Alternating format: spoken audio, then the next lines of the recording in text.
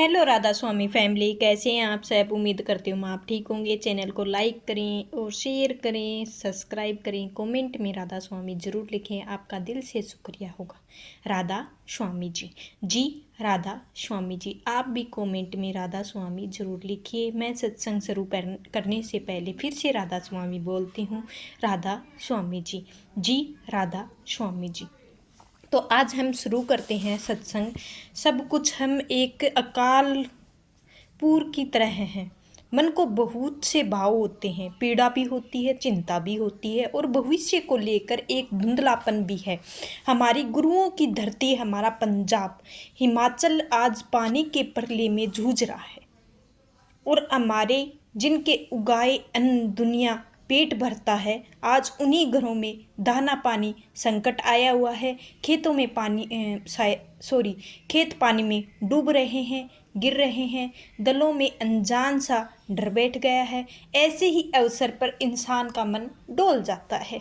वह पूछता है कि हे परमात्मा, क्या कसूर है हमारा, ये क्या हो रहा है, हमने क्या गुनाह किया था जो हमारी परीक्षा इतनी क्यों ली जा रही है।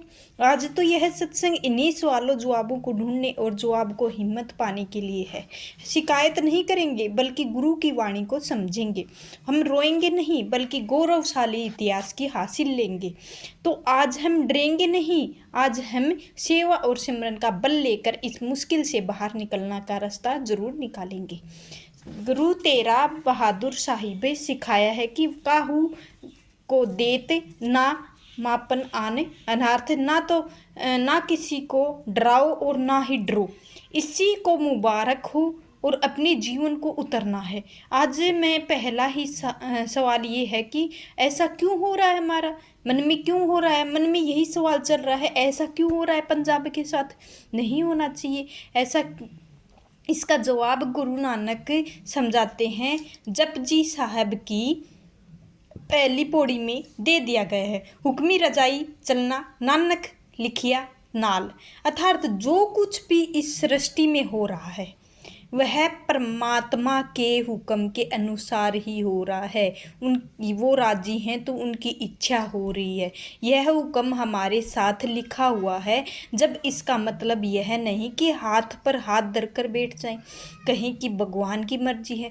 हुक्म को समझने का अर्थ है वास्तविकता को स्वीकारना है। जब हम यह मान लेते हैं कि यह स्थिति हमारे सामने है और हमारा मन क्यों क्यों क्यों के जाल में निकलता ही नहीं है, रास्ते पर आ जाता है। तो सोचिए, जब एक किसान खेत में बीज बोता है तो क्या वह जानता है कि कितनी बारिश होगी, कितने तूफान आएंगे, नहीं जानता है। अपना कर्म करता है, कर्म का पूरा ध्यान देता है, बाकी प्रकृति और या परमात्मा पर छोड़ देता है। प्रकृति ने एक विकराल रूप दिखाया है, परमात्मा नाराजगी नहीं है बल्कि उसकी लीला और हिस्सा समझा है। यह एक परीक्षा है। गुरु अपने सिख को कभी भी उसकी अक्षमता से बड़ी परीक्षा में डालता है। गुरुणी कहता है, तेरा पानी मीठा लागे, नाम पदार्थ नानक मांगे। हे प्रभु, मेरे सच्चे पातशाह, मेरे मालिक, तेरा पाना मीठा लगे और यह कहना बहुत मुश्किल है। खासकर तो जब कुछ उजड़ गया हो, मुश्किल हो, थोड़ा मीठा लगे अर्थ नहीं, क्योंकि दर्द नहीं होगा। इसका अर्थ है दर्द भी हमें यह विश्वास सीखें कि अंत में सब कुछ ठीक होने वाला है, वही ठीक करेंगे। सोना आग में तप रहा है, कुंदन बनता है, वैसे ही कौम समुदाय मुश्किल में आग में तपकर और मजबूत होती हैं।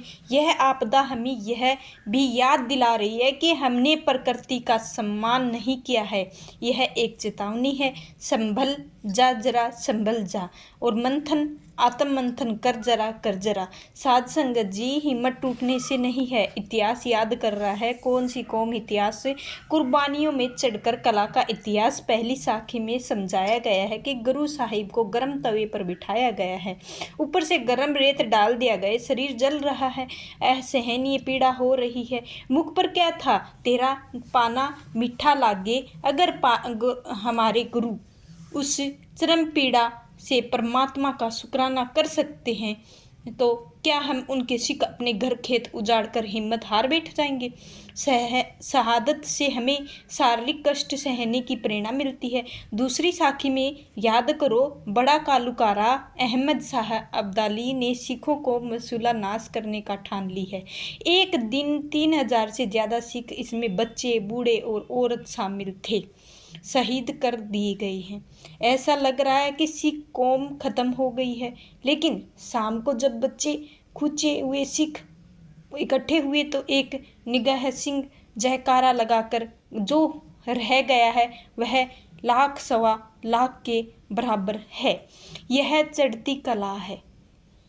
राम में से फिर से उठकर खड़ा होना है। उन्होंने अपना सब कुछ खो दिया था, लेकिन अपना जज्बा नहीं खोया था। आज हमारा नुकसान है, नुकसान सामने कुछ भी नहीं है।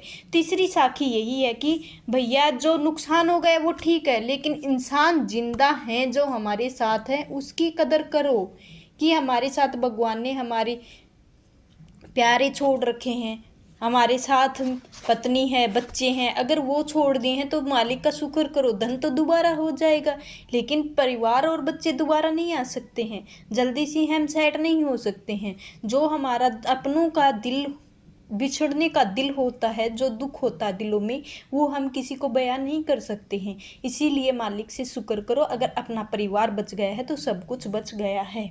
तो कन्हैया जी दुश्मन और दोस्त दोनों के बिना भेदभाव के पानी पिला रहे थे। जब शिकायत हुई कि उन्होंने गुरु गोविंद सिंह जी से, महाराज मुझे हर घायल में आपका ही रूप दिखाई देता है, तो आज ये है बाढ़ हमारा युद्ध का मैदान है। यही नहीं देखना है कि कौन किस जाति का है, किस धर्म का है, या अमीर है या गरीब है, या पीड़ित है या फिर अच्छा है, हमारा अपना है, उसमें गुरु का ही रूप देखकर उसकी सेवा करनी है।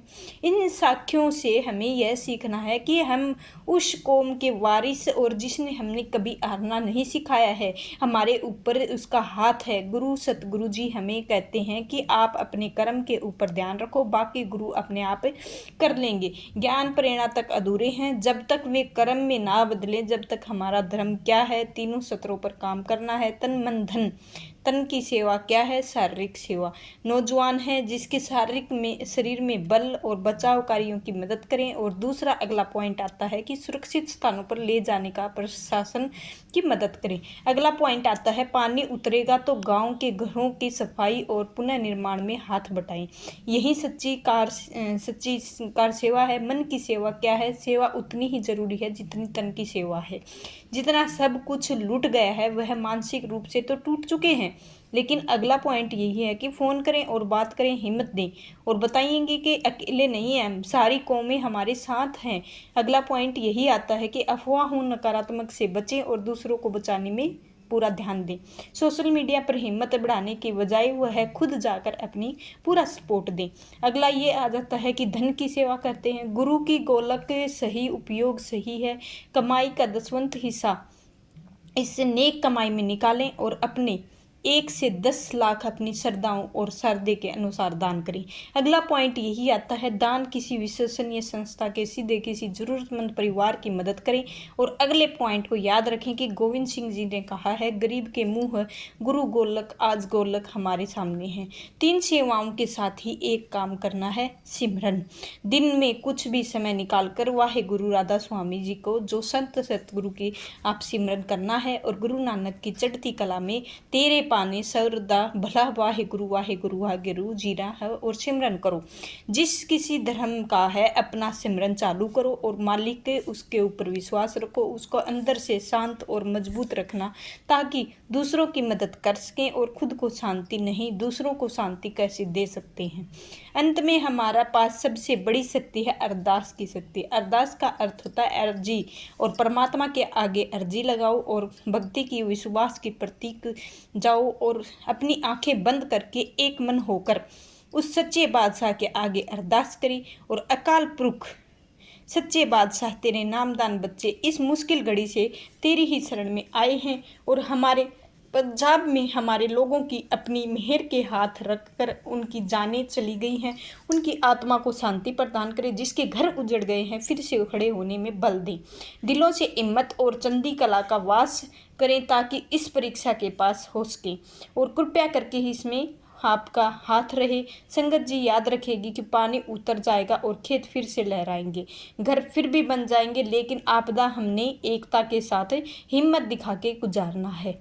हमेशा हमारे साथ इतिहास में दर्ज हो जाएगा कि पंजाब गिरा नहीं, हिमाचल गिरा नहीं, पंजाब थोड़ा सा हिमाचल और थोड़ा सा लड़खड़ाया था और पहले से भी ज़्यादा मजबूत बन गया है और बन के दौड़ेगा भी। फिर यही चढ़ती कला है कि श्री गुरु रामदास जी की वाणी है कि खोल खोल कर फरमा रहे हैं, निचोड़ के समझाया है। अमरदास जी जय महाराज जी ने आज फरमाया है कि हुक्मी सच गए सृष्टि अपाए, कर कर कर अपनी बाई। परमात्मा ने अपने हुक्म में सचखंड में उठाकर करोड़ों खंड ब्रह्मांड बना दिए गए हैं। सारा हजूर उत्पत्ति जाहूर कहते हैं कि उत्पत्ति का सतनाम सतनाम से ही हुआ है। सतनाम मातम है, यानी मातम है कहते हैं कि अधीन हमारी पृथ्वी है, जैसी करोड़ों पृथ्वियां हैं।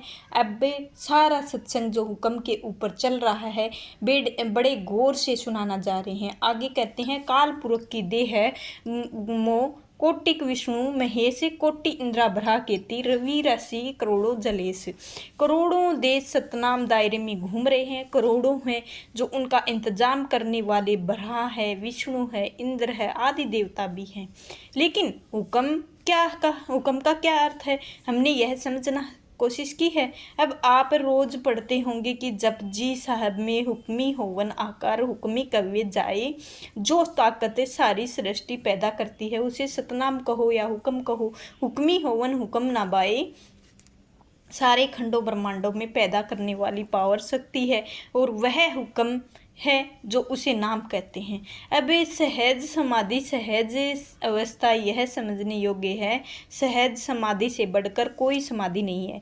गुरु अमरदास जी कहते हैं कि त्रिगुणा विच सहज ना त्रिगुणा परम पहल पुलाए पढ़िए, गुण गाए गिथिए और मुड़ हो गुत्था जाए। चौथे पद में सहज है, गुरुख पल्ले पाए, सहज समाधि सचखंड में आए। सचखंड में यह गुरुखों की जायदाद है और समाधि में भी यह सब कुछ ब्रह्मांड बने हैं।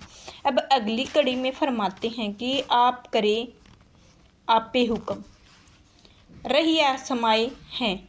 कहते हैं जो कुछ करता है आप करता है वह अपने आप में मस्त है, अविनाशी है और पर्दे के अंदर बेपर्दा है, जरे जरे तिनके तिनके में मौजूद है। और आप कहेंगे कि हमें नज़र नहीं आता है, तो जब आप आँखों से ऊपर सूरज चंद्रमा तारे पार करके दुनिया से दूर जाओगे तभी तो आपको मिलेंगे। आँखें आप बंद करके देखें तो सही, स्मरण करके तो देखो तो सही, जिसमें मालिक दिखाई देता है। गुरु अर्जन साहब जी फरमाया करते हैं कि नानक अखिया बैखन जिन दितो माँ पीरे। जिन आँखों से मालिक दिखाई देता है वे आँखें पैदा करो। और अगली कड़ी में फरमाया गया है कि माया मोह जगत गुबारा, गुरुख बुझे को विचारा। कहते हैं कि सारा ब्रह्मांड माया मोह काम क्रोध का बना हुआ है। सारी दुनिया अंधेरे में है और सारे पर्दे उतार कर सचखंड पहुंच गए हैं। वो उसका तमाशा देख सकते हैं, बाकी अंधे आए हैं और अंधे चले गए हैं। अब अगली कड़ी में फरमाया गया है आप नजदर कर सो पाए आपे मेल मिलाए। कहते हैं जब जब जिन जिन जीवों का नंबर आता है, जिन्हें वह बख्शना चाहता है, उन्हें गुरु से मिला देता है और सारा जहान भुला देता है। जहान में अगली कड़ी में फरमाते हैं आपे मेले दे और वो आए गुरु प्रसादी की मत पाए। तो जब भी वह मिलाप करता है तो हम किसी गुरु के जरिए बिना गुरु के कोई गया ही नहीं है, ना ही जा पाएगा। करोड़ों उपाय हैं, अंदर पर्दा नहीं खुलता है, मन अंदर नहीं जाने देता है। वह मिलने का बंदोबस्त करता है तो पहले ही किसी गुरुमुख यानी संत महात्मा से हमें मिलाता है, या जो अंदर जाने का भेद देगा वह हमें अंदर पाएंगे। और अंदर अमृत है, जब अमृत पिया तो हमें शांति आ जाएगी। जब गुरु की कृपा गुरु के एहसान से अंदर पहुंच जाएगा तो कीमत का पता लग जाएगा। तब समझ में आएगी कि हमें कितना लाभ मिलता है और गुरु की साथ कितना हम खुश रह पाते हैं। और हम सिर्फ गुरु को हम सिमरन करके ही गुरु को मिल सकते हैं। ऐसी कोई भी शक्ति नहीं है जो कि हमें मिला दे। ऐसी कोई प्रसाद नहीं है जो 1 मिनट में गुरु से मिला दे। नहीं, हम जितना सिमरन टाइम में देंगे हमें गुरु मिलेंगे, ज़रूर मिलेंगे। यही हमको विश्वास रखना है। और आज का सत्संग इधर ही समाप्त होता है। उससे पहले मैं राधा स्वामी ज़रूर बोलती हूँ। राधा स्वामी जी, जी राधा स्वामी जी। आप कमेंट में राधा स्वामी ज़रूर लिखिए और वीडियो पसंद आई हो तो लाइक, शेयर और सब्सक्राइब ज़रूर कीजिए। आपका दिल से शुक्रिया होगा राधा स्वामी जी। राधा स्वामी जी, जी राधा स्वामी जी।